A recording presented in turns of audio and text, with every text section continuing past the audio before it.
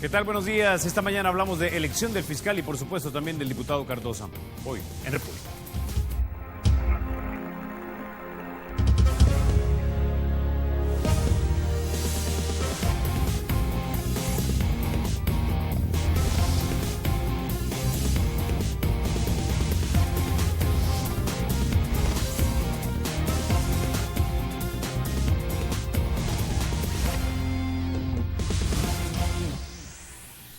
Ya se creó en la Asamblea Legislativa una subcomisión especial para examinar los currículums de 72 aspirantes a fiscal general de la República. Vamos a hablar de esto y para ello introduzco a mis invitados. Esta mañana nos acompaña Margarita Escobaye. Ella es diputada del partido Arena.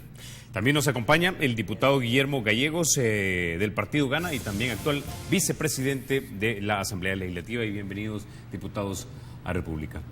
Buenos días, Guillermo. Mucho gusto. Bueno, quisiera empezar con usted, Margarita.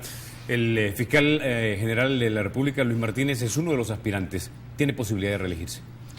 Mire, tengo aquí conmigo la lista de los 73 candidatos que presentaron su documentación en forma y en tiempo para aspirar al cargo de fiscal general. Efectivamente, la Comisión Política ha instalado la subcomisión encargada de revisar todos los expedientes, currículums de los candidatos que aspiran a ser fiscal general de la República. Nosotros estaremos representados en dicha subcomisión por el jefe de fracción, el diputado Alberto Romero, y también va a estar el diputado Ernesto Mason. Vamos a examinar uno por uno cada expediente.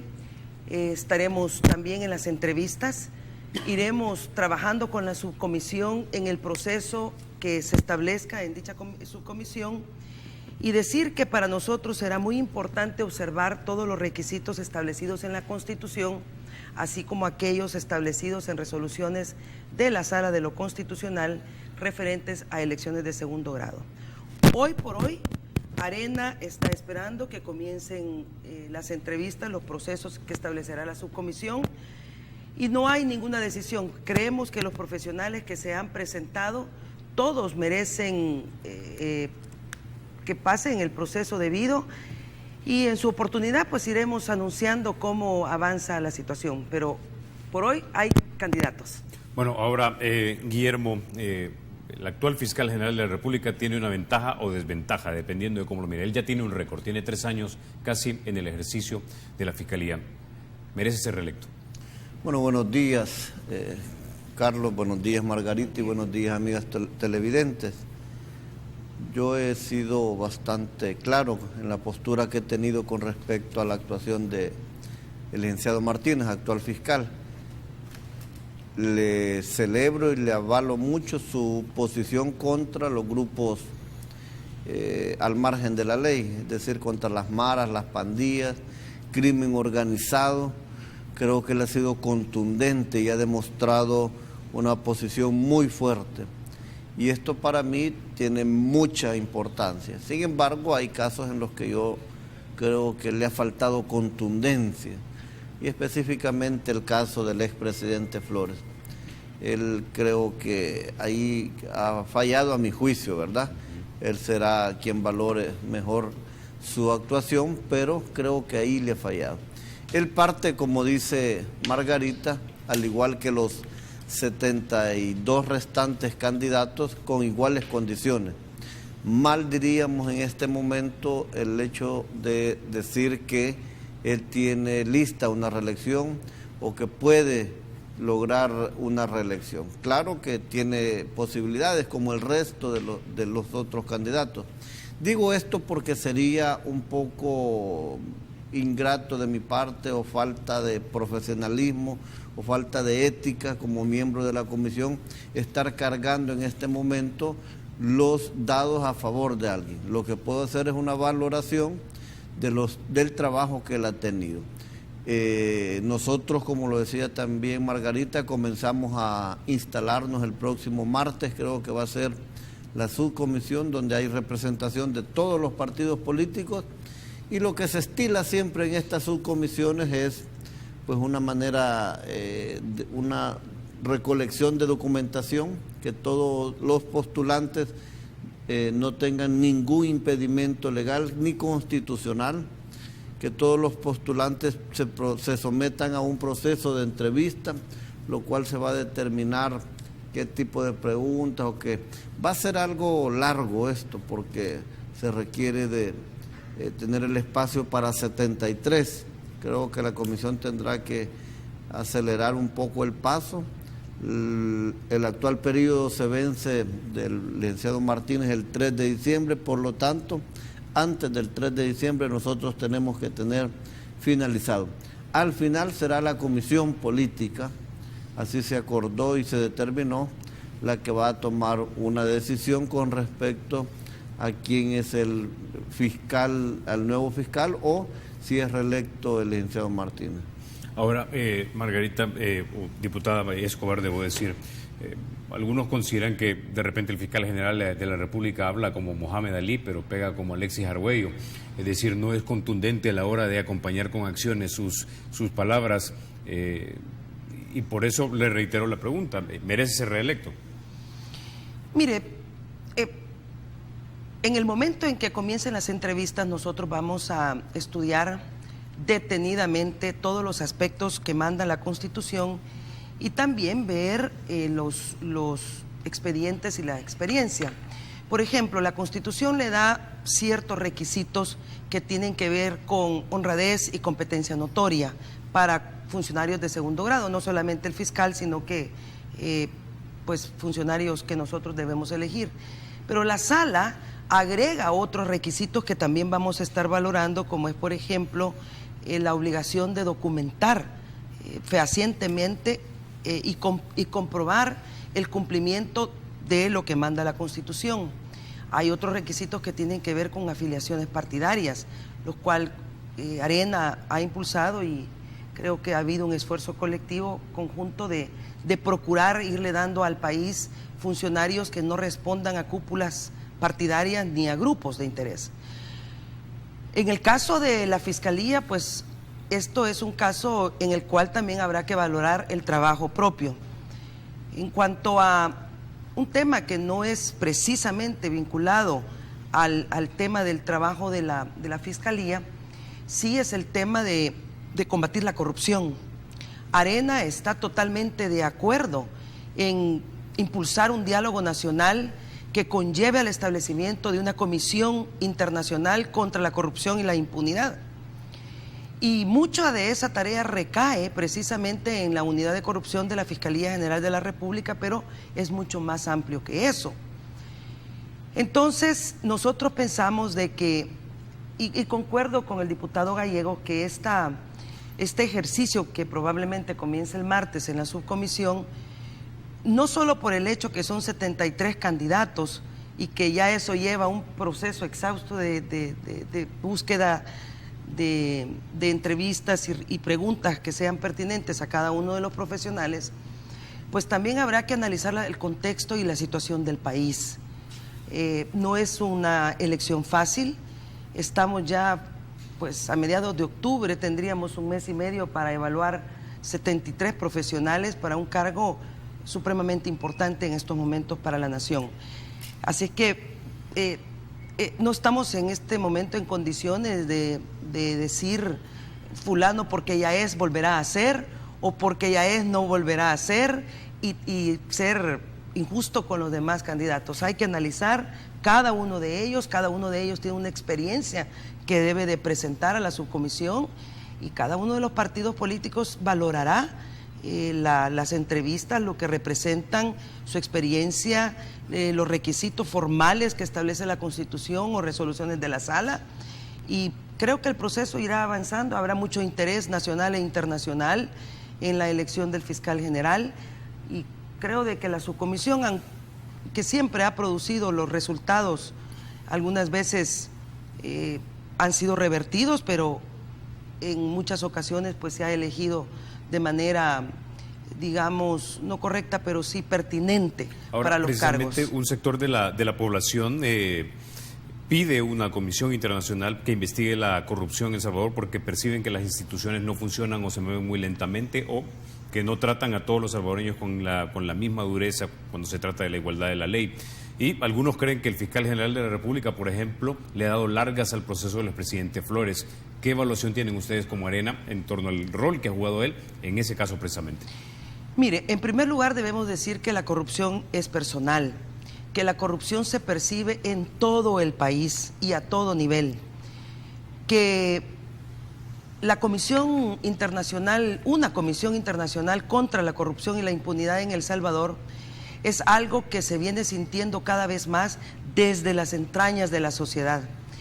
Arena hace un par de meses o 3 meses ya se pronunció de manera positiva para iniciar un análisis sobre la conveniencia de fortalecer la institucionalidad del país. Hay que decir que El Salvador también no es igual que Guatemala ni tampoco igual que Honduras, pero también se reconocen y se perciben que vacíos y que es necesario dar un fortalecimiento especial a este tema. Puedo agregar otros elementos que pueden facilitar la ayuda y pueden facilitar el debate en cuanto a la instalación de una Comisión Internacional contra la Corrupción. Y es que El Salvador ha ratificado los 2 tratados más importantes en la lucha contra la corrupción. En el marco de la OEA, la Convención Interamericana contra la Corrupción, que inclusive tiene un mecanismo de seguimiento sobre la aplicación de lo que dispone la Convención en el país, y hay muchas sugerencias emanadas de los 4 informes que ha presentado El Salvador en el seno de este Comité de Expertos de Seguimiento en la lucha contra la corrupción en El Salvador, que deben valorarse. Y por otro lado, hemos también ratificado la Convención de Naciones Unidas contra la Corrupción, que reconoce que la corrupción ha dejado de ser un fenómeno local a convertirse en una cuestión transnacional, para lo cual se requiere mecanismos de cooperación técnica o mecanismos de cooperación que se puedan definir entre un grupo de países. Si Guatemala y Honduras han establecido ya, en el caso guatemalteco, ya con mucho más tiempo, en el caso de Honduras recientemente, mecanismos internacionales que coadyuven a la investigación y a la aplicación de la ley para casos de corrupción, y nosotros somos parte del Triángulo Norte y sabemos que la corrupción ya no es local sino transnacional, pues desde ese punto de vista también tendría todo el sentido del mundo establecer mecanismos de cooperación entre países. Le añado otro elemento: esa cooperación está disponible a los estados parte de estos 2 convenios. Ahora, el mandato, la composición, los términos, las fechas, etcétera, etcétera, eso es otro tema. Okay. Eso tiene que definirse a través de los sectores involucrados, la Fiscalía sería una, y tramitarse a través de la Cancillería salvadoreña. Vamos a tocar ese tema de la Comisión contra la Corrupción, pero quisiera volver contigo, Guillermo. Tú fuiste fiscal en un momento dado, y en base a ese conocimiento técnico que tienes de la carrera de fiscal, ¿crees que en el caso particular del expresidente Flores este caso se ha seguido como debe ser y tiene los tiempos adecuados, o ha sido anormalmente largo? Y eso implicaría de repente tal vez alguna mano inclinando la balanza hacia un lado o hacia el otro.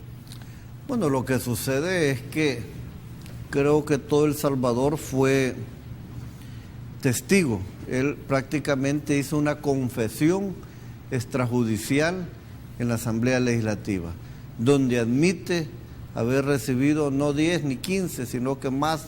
Él lo dijo.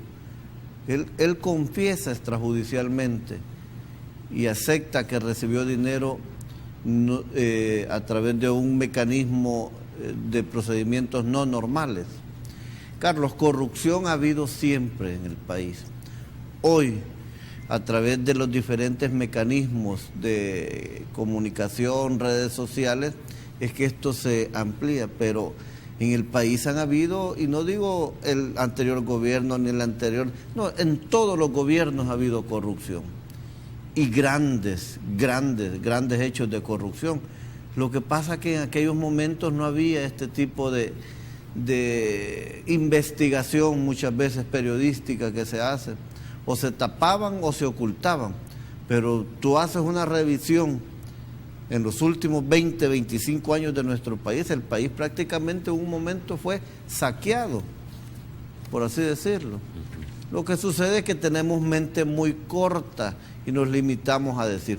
Yo personalmente me hago una pregunta con respecto a este tipo de organismos internacionales que se plantean en el país. Bueno, ¿y por qué no se propone? Yo me hago la pregunta, ¿por qué no se propone en otros países como Brasil?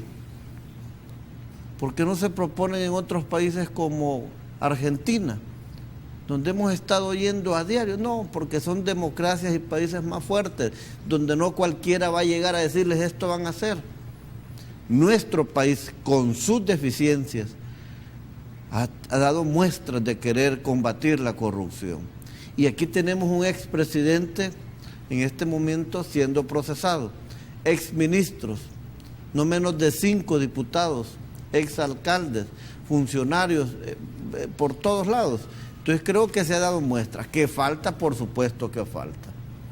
Necesitamos un órgano judicial más fuerte, más contundente, y creo que hay que hacer muchas cosas, pero yo en lo personal creo que no tenemos las faltas que se han cometido en Guatemala, en Honduras, bueno, y en México. Yo no lo voy a decir, pero en México lo que se oye es que hay unos niveles bastante fuertes. ¿Y por qué ahí no se propone este tipo de comisiones? Yo creo que el querer aprovechar una situación política, electoral, al final le hace daño al país. Lo mejor que podemos hacer, a mi juicio, es fortalecer las instituciones, darles herramientas, crear leyes que se puedan hacer para combatir este problema de la corrupción, pero no invocando, llamando. Entonces mejor hagamos una cosa, guardemos todo aquí nosotros y entreguemos el país y que alguien más lo vea. Ahora, con el caso Francisco Flores, yo te digo, sí creo que le ha faltado contundencia para poder procesarlo por otros delitos, pero él lo aceptó, él lo dijo en una forma, como yo lo dije en su momento, arrogante, prepotente. Él aceptó que había cometido ilícitos. Pero bueno, ahí está, el 3 de noviembre es la audiencia. Vamos a ver qué pasa, va a ser importante en esa audiencia qué es lo que va a suceder.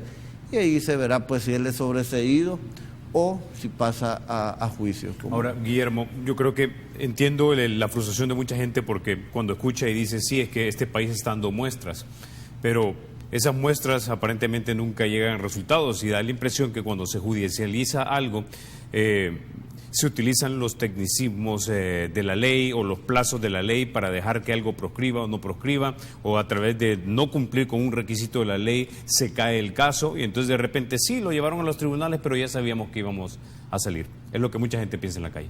No, bueno, pero por eso te digo, pero ahí viene el componente de otro órgano importante de nuestro sistema, de nuestro país, que es el órgano judicial, el que debe también hacer algún tipo de autoevaluación. Así como hay buenos jueces, también hay malos jueces. Así como hay buenos en un lado, hay malos en todos lados. Entonces yo creo que ahí viene una autoevaluación. Pero bueno, yo creería que hay que hacer los esfuerzos necesarios. Estamos en un momento crucial de nuestra historia. Y si al final se llegara a implantar, a mí me ha gustado algo que vi ayer, te quiero decir, y es que con esto de Guatemala ya se están procesando también a 50 empresarios de ese país.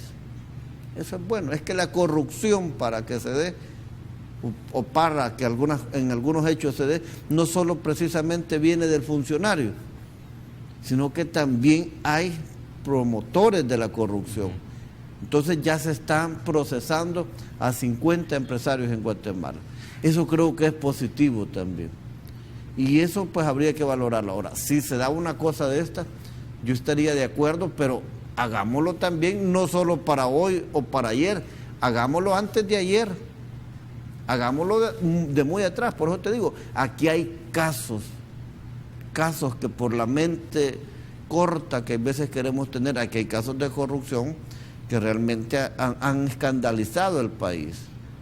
Y recientemente también hay casos. Entonces, yo creería pues de que el país, a mi juicio,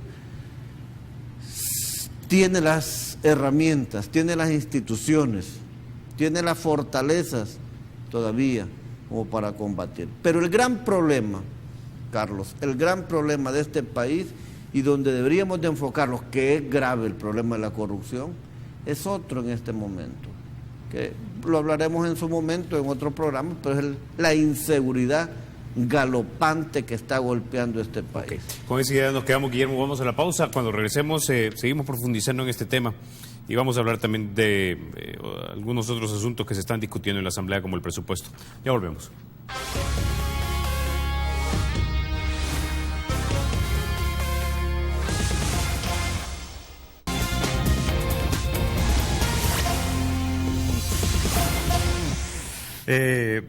Diputada Escobar, usted tenía algo que decir, reaccionar a las palabras del diputado Gallegos. Sí, precisamente yo creo de que el diputado Gallegos tiene razón en que El Salvador no es la misma situación que Guatemala, y yo lo indicaba al inicio del programa. Sin embargo, también hay que decir de que se necesita un fortalecimiento institucional para que El Salvador pueda combatir eficazmente la corrupción y la impunidad. Así es de que en este sentido creo que parte del mandato de una CICIES o una eventual CICIES podría ser cooperación técnica para el fortalecimiento institucional. No se limita solamente al combate a la corrupción. Por eso decía, definir mandatos, tiempos, equipos, etcétera, depende de las propias instituciones. Y puede ser extendido también en fortalecimiento institucional, darle herramientas de investigación que realmente cierren todos los hoyos de la corrupción o también de la delincuencia. Entonces, nosotros realmente creemos de que El Salvador al menos debe de comenzar un debate nacional alrededor del establecimiento de unas CICIES. Y tenemos una pieza ahí, diputado, en la Asamblea Legislativa para un pronunciamiento político expresando la voluntad política de los partidos representados ahí a través de sus diputados de comenzar este diálogo nacional. Así es que los invito a que la consideremos. Solo termino. Y en cuanto a el combate a la corrupción, mientras todos esos mecanismos que están en el órgano judicial hacen su tarea, nosotros podemos hacer la propia. Y aquí yo creo, Guillermo, que Gana y Arena podríamos perfectamente tener los votos, hablar con los demás colegas para establecer una comisión ad hoc que investigue el Chaparral, que investigue Polistepeque, que investigue Citrams, cómo se concesionó con dinero de los salvadoreños y si se privatizó una calle pública. Hay peticiones para saber los viajes del expresidente Funes, que nadie la quiere dar por motivos de seguridad. Seguridad, pues me parece ya una cuestión que ya caducó. Puede ser que ese principio tenga sentido en los días cercanos o mientras se realice un viaje o en los días posteriores cercanos, pero ya hablar de más de 2 años o 1 año para que se dé esa información, yo no le veo peligro alguno. Ya que lo mencionó, podemos ver también el Escobar, tema de la INE, que son casos de corrupción o presunta corrupción que perfectamente la Asamblea Legislativa puede comenzar estableciendo comisiones ad hoc para la investigación de estos delitos posibles, presuntos, que puedan colaborar. Así es de que yo creo que el tema es aquí que la corrupción es de carácter personal, que la corrupción venga de donde venga, debe de combatirse, debe de investigarse, debe llevarse a los tribunales. Y si la institucionalidad nacional no está dando una respuesta satisfactoria a todos estos presuntos casos de corrupción, pues nosotros pensamos que debemos acudir a lo que tenemos derecho, y es a buscar esta cooperación técnica. Diputada Escobar, dígame 2 razones por las cuales le parece irregular lo que pasó en el Chaparral y digamos un par de razones más por lo de Polistepeque. Miren, el caso del Chaparral, en primer lugar, costó 1 millonada para un hoyo que quedó ahí. Y esto pues es de conocimiento público. Cuando le digo 1 millonada no es 1 millón, sino que cientos de millones de dólares que los está pagando el pueblo salvadoreño. Ahora, tengo entendido que eso empezó a diseñarse durante administraciones que eran parte del Partido Arena. Hay que empezar desde el inicio, así. Se comienza donde se comienza. ¿Cómo empezó ese proyecto? ¿Cuál fue su diseño? cómo se tomaron las decisiones, a quién contrataron para hacerlo. Por cierto, una empresa a la que se le otorgó está siendo juzgada precisamente en Brasil, que hacía referencia el diputado Gallegos. ¿Por qué los salvadoreños no vamos a tener el mismo derecho que tienen los brasileños para conocer esto?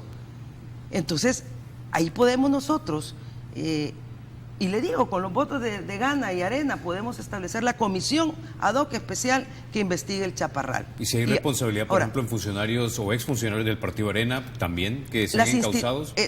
Mire, las instituciones, los partidos políticos, no son los que el edificio de un partido político se mueve y comete corrupción, no. La corrupción es de carácter personal. Por eso los funcionarios debemos responder a lo que nos mandata la Constitución de la República. Entonces, yo creo que debemos de comenzar precisamente porque El Salvador no es como Guatemala. Nosotros tenemos un sistema de partidos políticos fuerte. No es posible que, siendo El Salvador un país donde los partidos políticos, inclusive tenemos la obligación de convertirnos en instituciones políticas, resoluciones de la sala que nos mandan democratizar los partidos políticos, precisamente porque son de carácter público y deben pertenecer a los ciudadanos, pues por esa misma razón también los elementos que pertenezcan a una institución pública como es un partido político deben de también estar sujetos a las investigaciones que se puedan estipular. Y por último, dígame, la presunción de inocencia. Yo he mencionado estos casos sonados en todas partes, pero mientras no se investigue, pues quedará así, ¿verdad? Pregunta un televidente a través del Twitter, ¿será que la diputada Escobar también pide una investigación profunda en el caso de Francisco Flores? El caso del expresidente Flores ya está judicializado, así que eso está ya en el ámbito de competencia donde tiene que estar, ¿verdad? Y yo vuelvo a repetir que la corrupción debe de combatirse venga de donde venga, y por eso yo he mencionado aquí algunos casos, pero aquí no vemos ningún esfuerzo. Pues bien, hagámoslo nosotros los diputados, hagamos una comisión ad hoc, hagamos un proceso de investigación, venga de donde venga. Ok, ahora vamos, Guillermo, el último caso en la Asamblea Legislativa al que ya se ordenó incluso a través de la Corte Suprema de Justicia que se le juzgue es al diputado Cardosa. Su patrimonio creció aproximadamente de unos $167,000 a más de $1,253,000 en el transcurso de unos 6 años. El caso del diputado Cardosa, sin embargo, no es único. Ya el diario 1.com, con informes de la sección de probidad, habló de por lo menos 50 diputados más que en mayor o menor medida han crecido en sus patrimonios. Y cualquier salvadoreño que lee esto diría, desafortunadamente, debo decirlo como republicano, que llegar a la Asamblea es un gran negocio para muchos, porque aparentemente ahí hay una escuela de maestrías de Business Administration, en que básicamente el que tenía negocio, ¡pum!, se le disparan para arriba y tiene muchas ganancias. Deberíamos investigar, deberíamos ser más estrictos, diputado Gallegos, ahí. Bueno, lo que debemos de hacer en un primer momento es una nueva ley de probidad que ya se está trabajando en la Asamblea Legislativa. Mira, uno como diputado también no llega sin nada, Carlos. Uno como diputado, en el transcurso bueno, en mi caso, por ejemplo, te voy a poner, yo tengo 15 años de ser diputado. Tú bien decías, antes fui fiscal. En el transcurso de estos 15 años, yo me casé. Ahí juntás patrimonios, porque al final declarás el de tu esposa y el tuyo. Entonces, ahí tiene que haber un incremento. Y así es la cosa. Pero cada quien va a responder por sus cuentas. Yo tengo cumplimiento total, que la Corte ya me dio, de mi declaración final y de el inicio de periodo. Me dieron ya, es decir, ya me dijeron, usted cumplió con lo que presentó y lo que demostró. Pero el caso del diputado Reinaldo Cardosa, solo quiero hacer un comentario antes de entrar a profundidad. Ayer él se presentó a la Junta Directiva. A él le dieron un incumplimiento parcial de su declaración. Entonces él tenía 15 días para responder. En esos 15 días él respondió. Cuando él responde, el día de antier, se da la noticia y el comunicado, a donde pues se le ordena al fiscal, se le pide al fiscal y a la Cámara que se inicie un proceso por enriquecimiento ilícito. Lo curioso, y él lo presentó porque lo llevó en la Junta Directiva, es que a las 8 de la noche de ese día, después de que habían dado como a las 11 o 12 el tema, la resolución, a las 8 de la noche le notifican de que le dan otros 15 días, o que le daban 15 días para que pueda desvanecer o para que pueda justificar. Entonces creo yo que ahí ha habido un error de procedimiento. Si por una parte le están notificando que le dan 15 días, no estoy entrando en profundidad de los montos, le dan una notificación de 15 días para que pueda justificar, pero por otro lado. Entonces yo realmente ahí nosotros nos quedamos en una situación y él hizo circular esto. Bueno, él tendrá que demostrar realmente en el proceso, en la fiscalía o en la misma corte, estos incrementos. Y al final va a ser el fiscal general, que de hecho anunció el día de ayer vía Twitter que ya ha iniciado un proceso de investigación. Eso es bueno. Yo creo que él tiene la facultad de hacerlo. Nosotros tendremos que tomar una decisión. Yo profundizar en montos o en el tema de la declaración del diputado Cardosa no puedo, porque no conozco, no tengo la información y no sé. Uno, además de presentar su declaración de probidad, presenta un legajo de documentos donde justifica incrementos, donde justifica compras. Ahora, la asamblea hay de todo tipo de personas, como yo te decía. Ahí no es que gente que tiene sus comodidades, gente que tiene su dinero, gente que tiene sus condiciones, gente que tal vez no tiene sus condiciones, pero su cónyuge o su pareja tiene sus condiciones. Es decir, no debe de verse a la asamblea como que es una máquina donde se hace dinero, donde se construyen capitales. Ya hay muchos diputados, yo leía una nota en un periódico en los cuales la ley ha intervenido y se les ha procesado. William Eliud por tráfico de drogas, Silva, últimamente el diputado Wilber, y aparecían otros por ahí. Hoy Reinaldo, que está sucediendo esta cosa, y el que tenga cuentas pendientes, el que no pueda justificar, pues tendrá que responder ante la ley. Y creo que no estamos, Carlos, para estar tapando o tratando de salvar a alguien. Si el fiscal al final presenta, bajo una investigación, presenta documentos, presenta pruebas, pues tocará proceder a quitarle el fuero constitucional.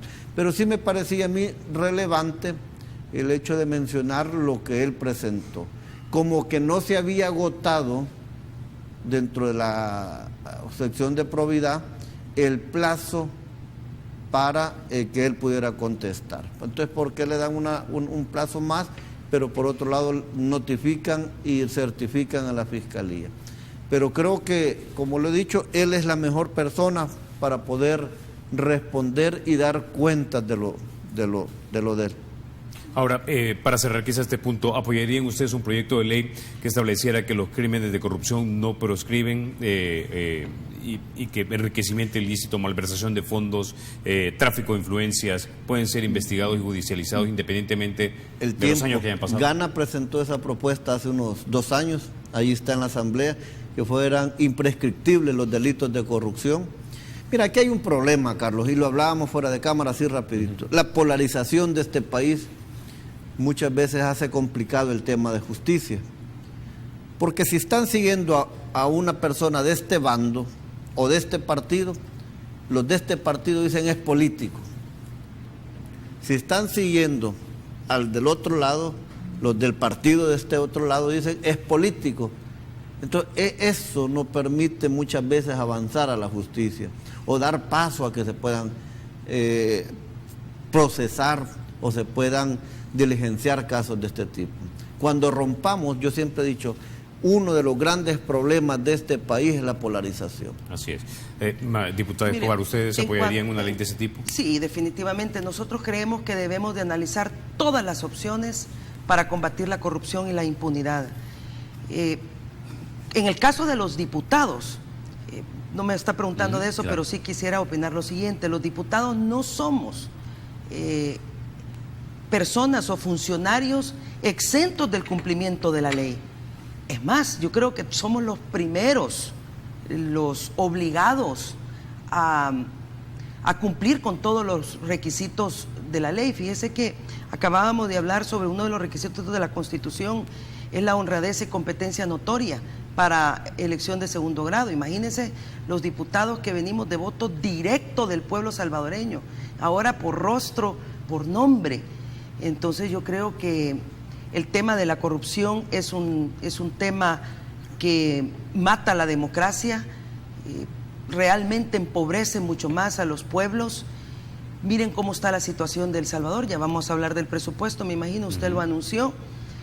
Así es de que yo creo que debemos de examinar todas las opciones, hacer todos los esfuerzos, leyes, comisiones ad hoc de investigación. Aquí está ya una propuesta para el Chaparral, podemos ver Polistepeque, podemos ver INE, podemos ver el CITRAMS, podemos ver CEPA, que también ya está dando indicios y reportes en los medios de comunicación sobre posibles anomalías o anomalías según la investigación periodística.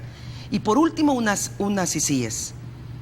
El tema de las ICIES va a requerir un consenso nacional porque eventualmente debe llegar a la Asamblea Legislativa a la ratificación de un posible acuerdo para que tenga un sustento político fuerte de todos los partidos. Así es de que todos los esfuerzos yo creo que deben hacerse y en Arena van a encontrar esa apertura para poderlo lograr. Ok, con ese nos quedamos. Vamos a la pausa. Cuando regresemos hablamos del presupuesto.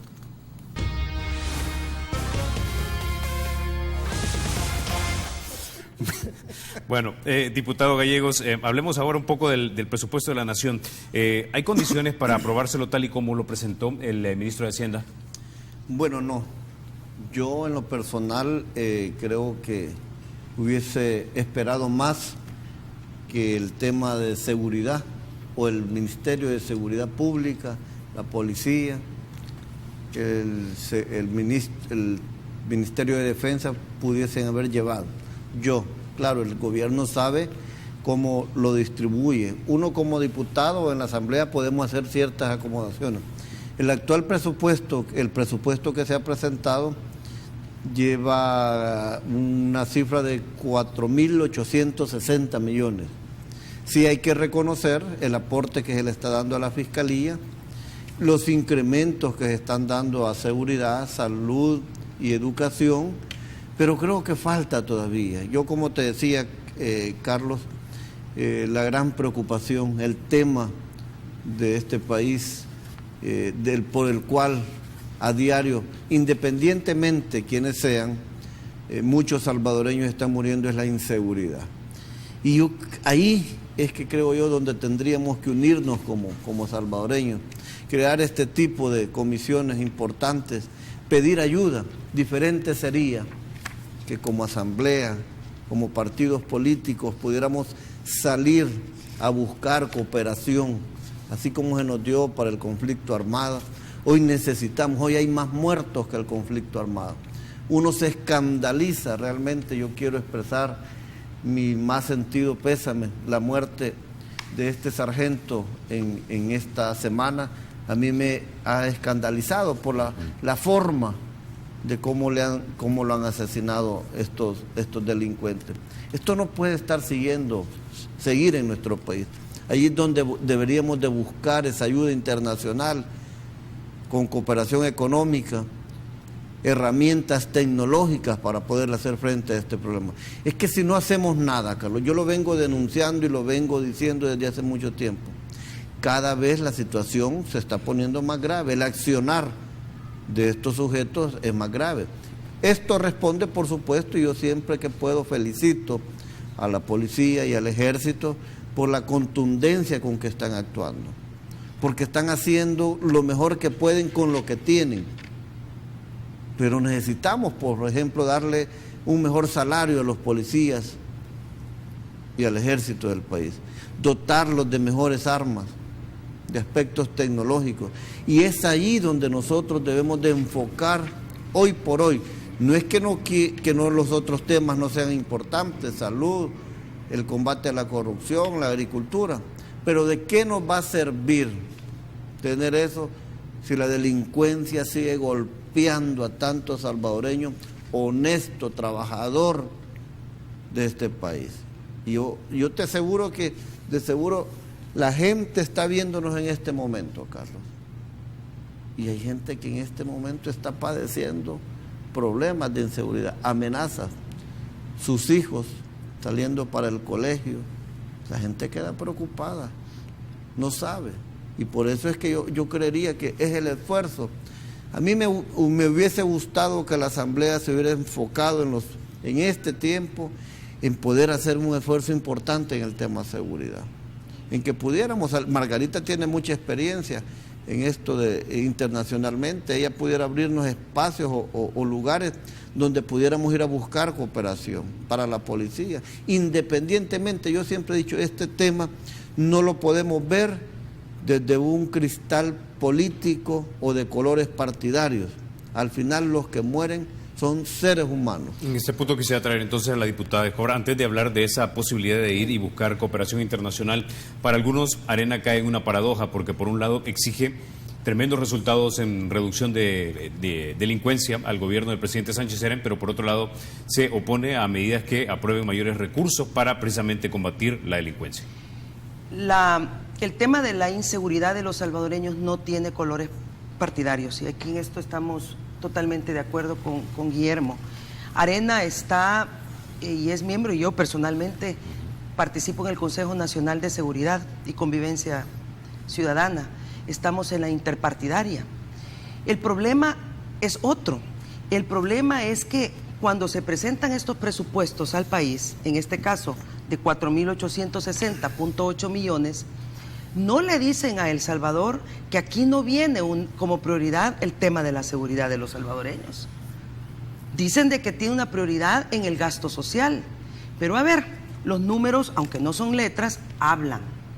Este presupuesto, estimados amigos, además de que no trae contemplado un aumento sustantivo para la magnitud de la inseguridad de los salvadoreños, tiene otras falencias. Primero, viene desfinanciado. Esto nos traería 1.067 millones de dólares en déficit, lo cual conllevaría a más préstamos, es decir, más de lo mismo. Pero no sabemos el impacto de las políticas públicas. Aquí lo único que sabemos es que todo va peor. Hablemos qué otra cosa y consecuencia de este presupuesto, las pensiones y el empleo. Fíjese que en este presupuesto 2016 se abandonó a los trabajadores. Se ignora el mandato de la Corte Suprema de Justicia de pagar por sus ahorros tasas de intereses de mercado. Llevan 6 años no incluyendo la rentabilidad que manda, porque no sé por qué, pero lo objetivo es lo que está aquí. Aquí no vienen las pensiones. Y esto significa que a los trabajadores, al no ajustarles sus tasas de rendimiento, han perdido 1.250 millones de dólares.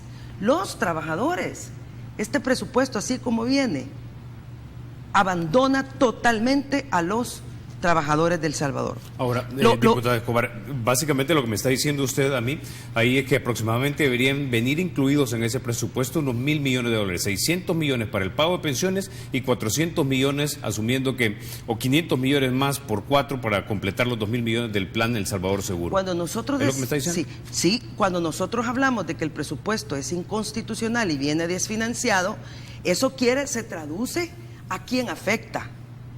Entre otros, va a afectar a los trabajadores y sus pensiones. Pero le voy a dar otro caso. Tampoco viene nada para los desmovilizados, que tanto están luchando a través de una ley que inclusive hay una subcomisión dentro de la Comisión de Hacienda que está trabajando y analizando el tema de los desmovilizados.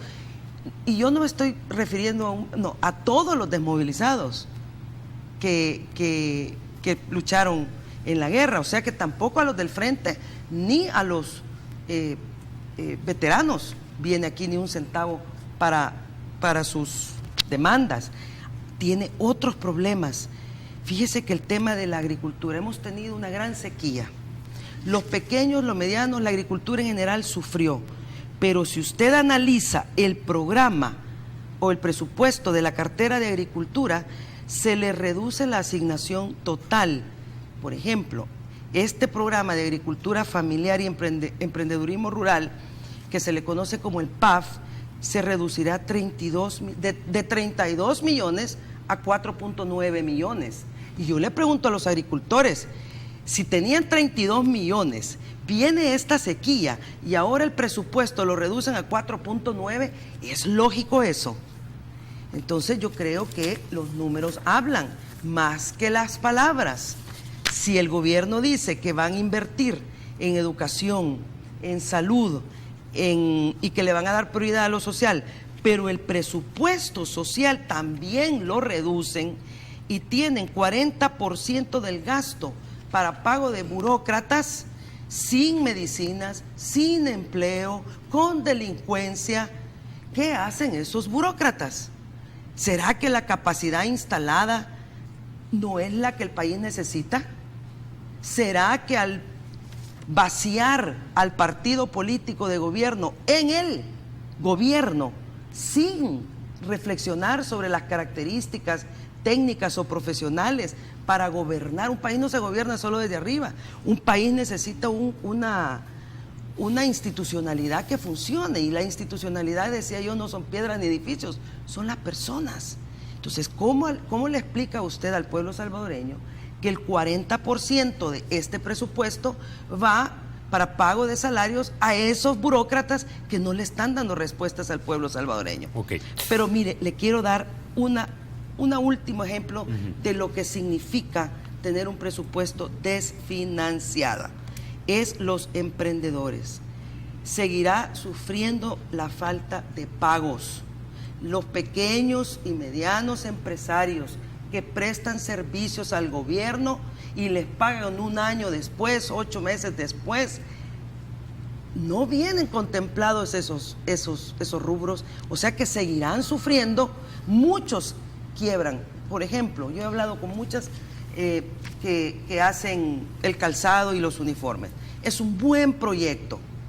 Los niños tienen sus paquetes escolares, fantástico. Pero quienes hacen ese calzado y esos uniformes, no les pagan. No les pagan. Acaba de haber una feria de pymes, yo fui ahí y estuve conversando con varios y me decían, diputada, haga algo para que nos paguen los servicios que prestamos. Pues aquí no viene tampoco ese rubro. Entonces, las formalidades de nuestro lenguaje, que no es constitucional, que es desfinanciado, que tiene un PIB que no es real, se traduce en un impacto negativo a los salvadoreños. Por eso es que nosotros insistimos tanto en la transparencia, la rendición de cuentas, los ahorros, una ley de responsabilidad fiscal, una prioridad en el gasto, donde realmente le apuntemos al tema de la seguridad, al tema social, la búsqueda de cooperación internacional. Pero cuando el gobierno o el país se comporta irresponsablemente, lo que sucede es que nos quitan la cooperación. Mire lo que ha pasado en CEPA. Okay. Suspendieron bueno, se me acaba el tiempo ya, la cooperación técnica para la ampliación del aeropuerto. La última palabra a Guillermo Gallegos. Si la votación fuera en este momento, ¿gana sus votos por aprobar el presupuesto? En este momento no. Tenemos que hacer un estudio. Yo coincido con Margarita que hay temas sociales en los que se ha bajado, pero hay que reconocer que en seguridad ha subido, en salud ha subido, en educación. O sea, el aumento de este presupuesto, la presentación de este con respecto al anterior, al que estamos ejecutando, es del 0.8. Son aproximadamente 37 millones de dólares lo que ha subido. O sea, ahí tiene que jugar el gobierno. Por eso ya es tarea de nosotros. Todo lo que Margarita ha dicho, que podemos tratar de hacer un ajuste, es importante que lo hagamos, pero es importante que lo votemos, que lo aprobemos. Porque al final, si no votamos y no lo aprobamos, creo que no, pues no estamos siendo consecuentes con lo que decimos. Gana, por supuesto, que quiere que el 1 de enero amanezca ya aprobado el presupuesto, pero tendremos que hacerle algunos ajustes por ahí, alguna revisión. En este momento sí estamos imposibilitados porque nos parece que debe de fortalecerse sobre todo la seguridad pública de este país. Yo coincido, aquí hay problemas y lo he dicho, aquí no estamos en el mejor país ni en el país de las maravillas, pero es responsabilidad y tarea, hoy que nosotros estamos en estos cargos, sacar adelante este país. Ok, con esa idea nos quedamos. De igual manera, yo creo de que El Salvador no puede seguir este rumbo, debe de corregirse. El empleo es el mejor antídoto a la delincuencia, es lo que sustenta a la familia salvadoreña. Sin embargo, el presupuesto presenta una reducción de la inversión pública de 558 millones de dólares. Entonces vamos como al revés. Vamos a hablar no hay que más del perder la presupuesto, esperanza, pero sigamos los vamos a volver a invitar, ¿verdad? pero hoy hay se me acabó plenaria. el tiempo. Hoy es día de plenaria. Es jueves de sorpresas, dicen Sí, algunos. así es. Hasta para nosotros los diputados, crean. Bueno, no me resta más que agradecerles que hayan estado ustedes aquí en República. Y a ustedes, amigos, los espero el día de mañana a las 6:30 de la mañana. Se queden con la edición matutina de Teleprensa. Recuerden, la República es de todos. Hay que cuidarla.